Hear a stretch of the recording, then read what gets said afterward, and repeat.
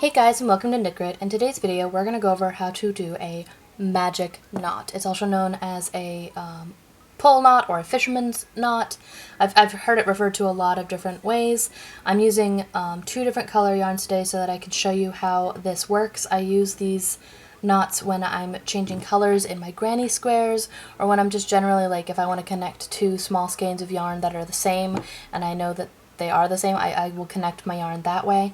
It's a nice seamless way of doing things. I can show you how I use these knots to make a perfect seamless granny square sometime if you guys are interested. Let me know down in the comments if that is something that you are interested in.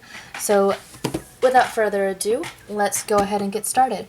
So I'm using a teal yarn and a hot pink yarn just to show the difference between these two, and it's super easy. So what we're going to do is we're going to take this pink yarn and we're going to create a pretzel knot around that.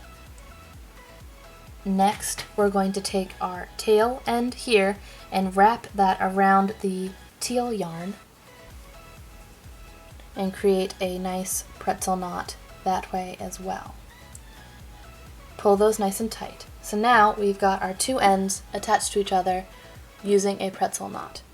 You can now take your yarn and pull it tight, and it will not come off and will not fray. Watch as I cut. You can literally cut right up to the knot, and that's what's so awesome about this and what's so magic is usually this will make people go, ah, why are you doing that? Because it'll unravel, right? Nope, it will not. So I'm cutting my tails right here. It will not come undone.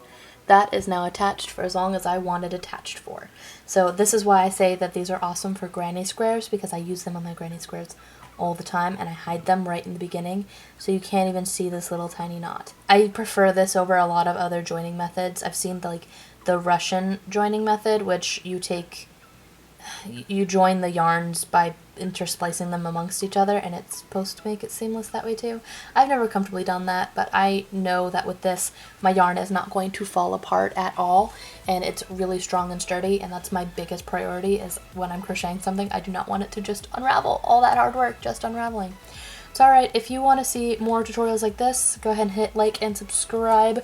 We have that a bunch of social media links down in our doobly-doo, and let us know down below if there's anything else that you would like to see as far as tutorials. We have an entire playlist on how to do basics right down listed below. Until next time, guys, bye!